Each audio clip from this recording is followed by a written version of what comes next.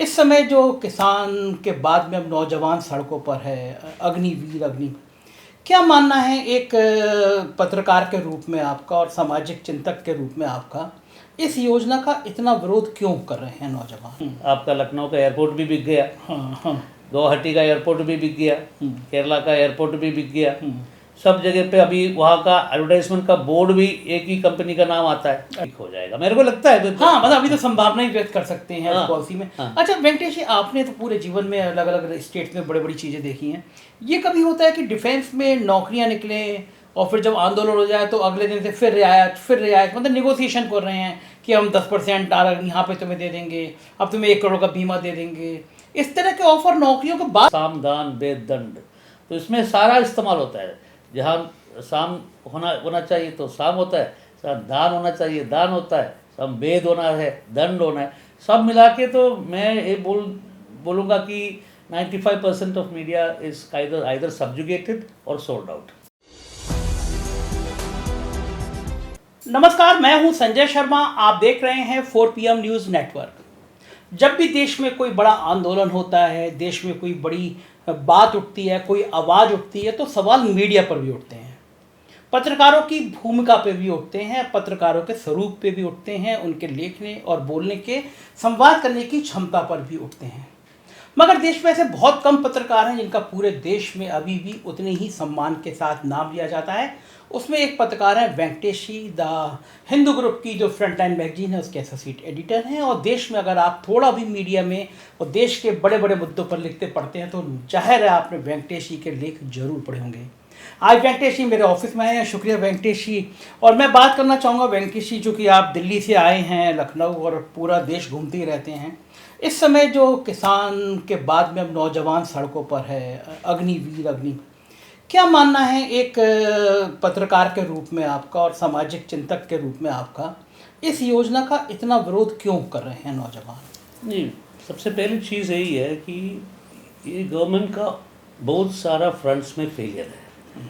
ये जो किसान आंदोलन और जो कंट्रोवर्शियल जो फार्म लॉस, जो 3 फार्म लॉस लाए थे, वो ये गवर्नमेंट का एक फेलियर का एक दृष्टांत था। तो हमको पता चला कि ये वेल थॉट आउट पॉलिसी नहीं था। अग्रेरियन सिचुएशन के बारे में बिना जानकारी से एक कानून आगे चलाने के लिए कोशिश किया। उसका फ़ायदा किसके जा रहा है, ये तो बहुत ज़्यादा चर्चे में आई है, सबको पता है। सिमिलरली ये जो आर्मी का रिक्रूटमेंट में जो पॉलिसी नया लाया है, इसका भी बहुत ज़्यादा इसमें मिस्टीरियस बहुत सारा चीज़ है। इसमें बहुत हमारा संस्कृत में बोलेंगे तो दुरूहता बहुत ज़्यादा है। इसके पीछे क्या है, क्यों ऐसे कानून लाया गया। और सीधे सी बात ये है कि नौजवानों को आक्रोश के कारण यही है कि ये एक बहुत बड़ा अपॉर्चुनिटी, खास करके उत्तर भारत में नौजवानों को काम मिलने का सबसे बड़ा एक रूट था कि आर्मी का रूट था। हाँ। वैसे मैंने देखा है कि जब हम गांव में सफ़र करते हैं कि नौजवान सुबह 4 बजे उठ के दौड़ते हैं, अपना शरीर को बनाने का प्रयास करते हैं। सब एक ही उसका लक्ष्य यही है कि तो हमको आर्मी में भर्ती होना चाहिए। तो इसमें बहुत डाउट आ गया। और नॉर्मली एक बड़े हम ये नहीं बोलते कि आर्मी का रिक्रूटमेंट चेंज नहीं आना, ऐसा पूरा हमेशा एक ही टाइप का ब्रिटिश का समय का जो सिस्टम था उसी सिस्टम से ही हमको चलना है, हम ये नहीं बोल रहे। लेकिन जो भी नया कार्यक्रम आगे बढ़ाएंगे, कोई नया प्रोजेक्ट लाएंगे, उसका एक पायलट होगा, उसका से एक माइक्रो उसका टेस्टिंग होगा। ये इसमें कोई ऐसा टेस्टिंग नहीं है, ये ब्लैंकेट पूरा इंडिया में लाने का प्रयास कर रहे हैं। और इसका जो अभी बहुत सारे कॉन्स्पिरेसी थियरीज चल रहे हैं, और ये है कि तो जो 4 इयर्स का जो रिक्रूटमेंट एक नौजवान को मिलेगा, वो 4 इयर्स के बाद 11 लाख रुपीस लेके वो बाहर निकलेगा। उसमें 75% को रिटर्न करेगा, 25% रिटर्न करेगा। 25% का रिटर्न करने का क्या क्राइटेरिया क्या होगा, उसका सिस्टम क्या होगा, क्योंकि ये एक तरफ एक स्टाइल में तो ये आर्मी को भी करप्ट करने का एक सिस्टम है। वैसे आपने रिक्रूट करके एक लिमिटेड पीरियड के लिए 75% को अब रिटर्न करेंगे।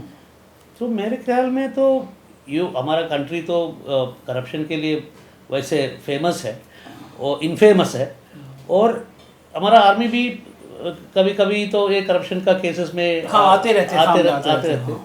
तो मेरे को लगता है कि तो ये जो थर्ड ईयर से ये जो जिसका भी रिक्रूटमेंट हो गया है 100% में 75% रिट्रेंचमेंट में वो लिस्ट में नहीं आने के लिए लोग घूस देगा, रिश्वत देगा, हाँ ये कुछ भी कोशिश करेगा। और तीसरे साल से इसको जो आर्मी में बहुत इंपॉर्टेंट सिक्योरिटी का काम दिया होगा तब वो भी कर नहीं पाएगा, क्योंकि तीसरे साल से इसका नया एप्लीकेशन डालना शुरू होगा, इसका इंटरव्यू में जाना शुरू होगा, उसका लिए पढ़ाई शुरू होगा।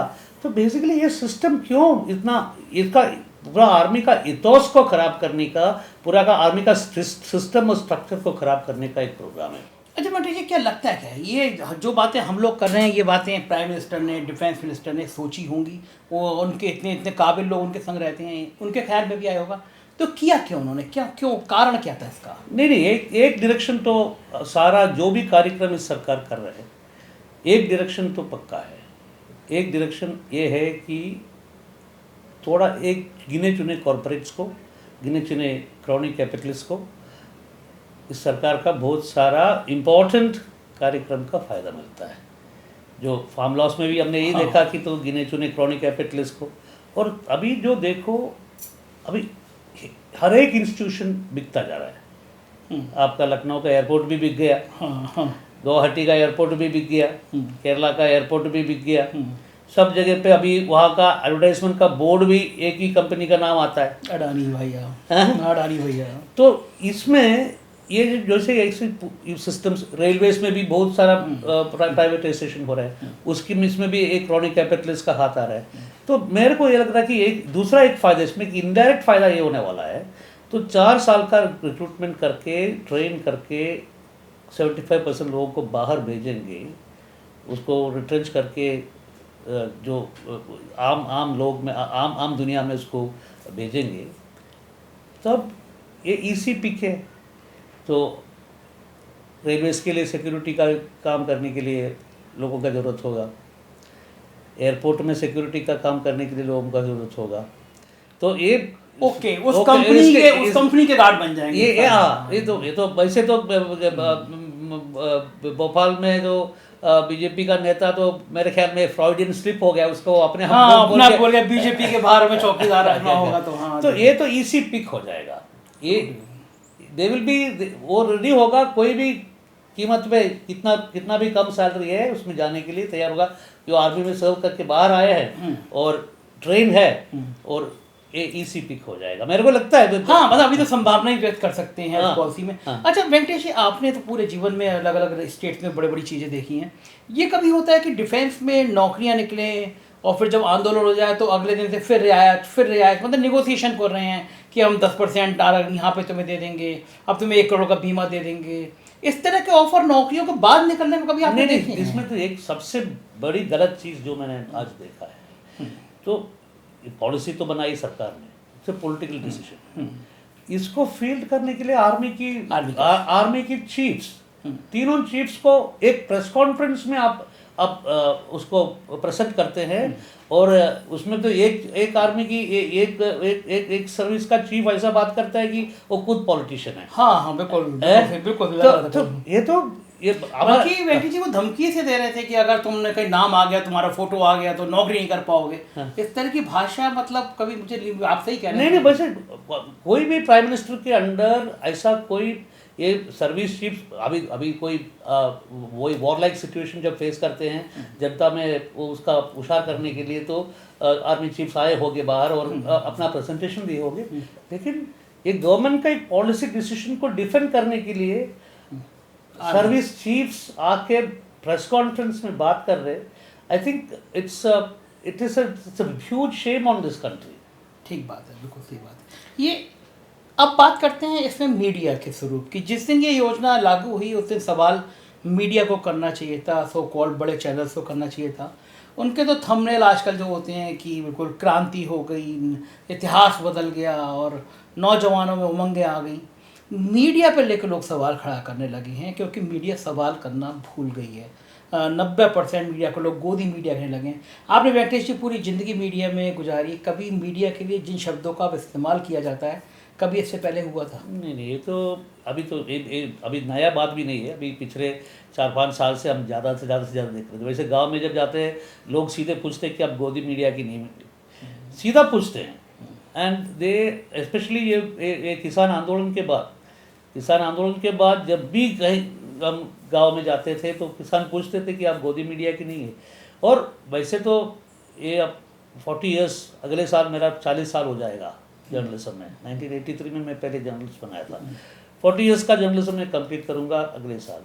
तो इसी 40 ईयर्स में जो पिछले 10 साल में खास करके पिछले 7-8 साल में जिस तरह से मीडिया ने गिरी है, जो इमरजेंसी के टाइम में मैं हाई स्कूल में था, 10th में पढ़ रहा था 75-76 में, 77 में मैं कॉलेज में गया। तो वो इमरजेंसी का एक्सपीरियंस मेरे को थोड़ा बहुत मेरा मन में है, लेकिन हमने तो फिजिकली उस समय पत्रकार नहीं थे, हम देखे नहीं थे। लेकिन उस समय अलका जो ने बोला था कि तो मीडिया को जब उसको बेंड करने के लिए भी वो क्रॉड कर दिया। अभी क्रॉड नहीं, साष्टांग प्रणाम करके और जो सिंहासन में जो बैठे हैं उसका शूज़ का धूल खाते हुए देखते हैं हम मीडिया को। इतना पैथेटिक सिचुएशन है मीडिया का। तो ये इतना ज़्यादा गिरावट तो हमने ज़िंदगी में कभी नहीं देखा। और वेंकटेश जी, आप लकी हैं, आप उस संस्थान से जुड़े हुए हैं। द हिंदू का एक नाम है कि मुझे तो लगता है कि जो भी IAS की तैयारी करते हैं वो भी द हिंदू पढ़ते हैं, क्योंकि आपके समूह ने पत्रकारिता की साख को जिंदा रखा। टेलीग्राफ हो गया, आप हो गए। ये बाकी लोगों का जो पतन हो रहा है, ये कभी सुधरेगा या नहीं सुधरेगा, क्या लग रहा है आपको? अभी तो ट्रैजेक्टरी तो खराब ही है, क्योंकि ये जो यहाँ का बड़े बड़े कॉरपोरेट मीडिया जो है एक स्टाइल और सिस्टम बना दिया, और उसमें 2-3 तरफ की चीज़ होते हैं। वैसे तो हमारा जो पुराने में बोलते हैं साम दान वेद दंड, तो इसमें सारा इस्तेमाल होता है।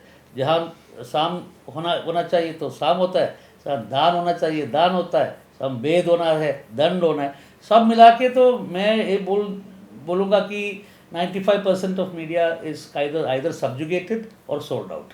बिल्कुल ठीक कह रहे हैं। ये थे वेंकटेश जी, जिनका पूरी दुनिया में नाम है, जिनका पूरी दुनिया में एक अलग पहचान है। वो भी मान रहे हैं कि देश की मीडिया बहुत संकट काल से गुजर रही है। लोग सवाल करते हैं कि आप गोदी मीडिया से तो नहीं है।